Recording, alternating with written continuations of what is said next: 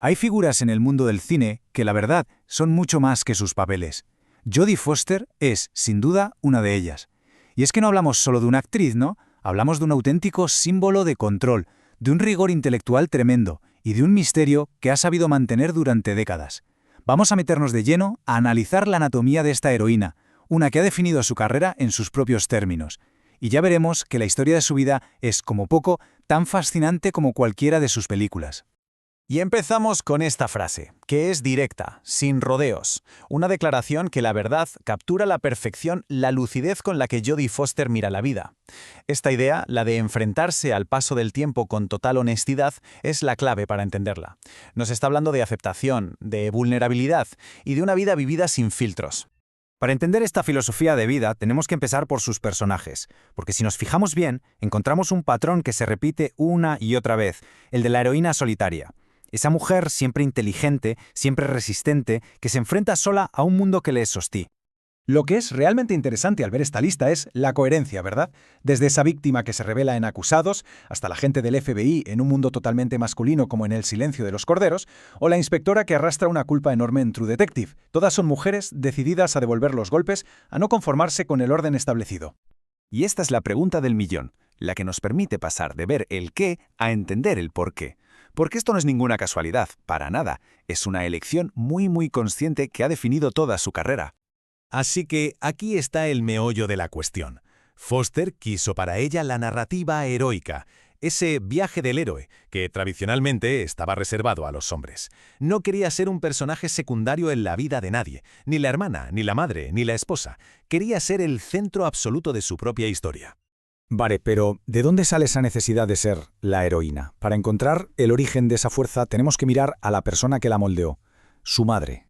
Brandy Foster fue básicamente la arquitecta de la carrera de Jodie. Era una mujer que, habiendo nacido antes de la gran ola feminista, estaba fascinada con la idea de ver a mujeres sobrevivir por sí mismas sin necesitar a un hombre para nada. Es una confesión tremenda, la verdad. Sus primeros personajes no eran solo papeles, eran la materialización de los sueños y las batallas de su madre. Era una forma de que su hija matara a los demonios que ella nunca pudo llegar a vencer.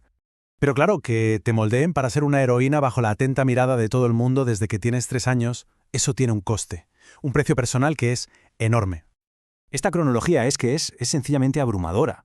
Pensemos un momento en esto. Saltas a la fama con 3 años, te conviertes en un ícono de la adolescencia y poco después en el centro de la obsesión de un magnicida. Y ya, para rematar, la traición de tu propia familia con una biografía que lo cuenta todo. Vamos, que esto no es una infancia normal ni de lejos. Foster tuvo que construirse literalmente una armadura para poder sobrevivir y forjarse una vida real. En medio de toda esa presión, Foster tomó una decisión radical: rebelarse contra esas expectativas contradictorias que Hollywood siempre ha impuesto a las mujeres. Este es uno de los puntos que mejor definen su carrera. Rechazó de pleno el camino fácil de ser valorada solo por su apariencia. Fue un camino más solitario, más difícil, por supuesto, pero le permitió no acabar definida como un objeto, y, como ella misma dice, le ha permitido envejecer mucho mejor. ¿Y de dónde sacó la fuerza para elegir ese camino tan complicado? Pues a lo mejor la respuesta está en la famosa teoría de las 10.000 horas de Malcolm Gladwell. Pensemos que si empezó a los 3 años para cuando tenía 15 ya acumulaba una experiencia brutal, quizás 20.000 horas más que la gente de su edad. Esa veteranía tan precoz le dio una perspectiva y una seguridad que le permitieron marcar sus propias reglas del juego.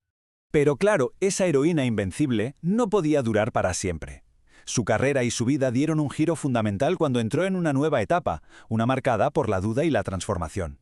Lo que vino después no fue una crisis pública, de esas con mucho ruido, sino más bien una implosión silenciosa. Fue una década de parálisis, en la que, después de toda una vida de logros, llegó a preguntarse si había hecho algo que de verdad mereciera la pena. Fue un viaje muy difícil, sí, pero la llevó a un lugar de mucha más humildad y autoconocimiento. Con sus propias palabras, describe un cambio profundísimo. Es el paso de la heroína que puede con todo a la persona que acepta sus debilidades.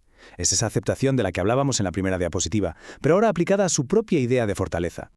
Y todo este viaje, desde la heroína solitaria hasta aceptar la propia vulnerabilidad, nos lleva a lo que ella misma describe como el gran reto de su vida.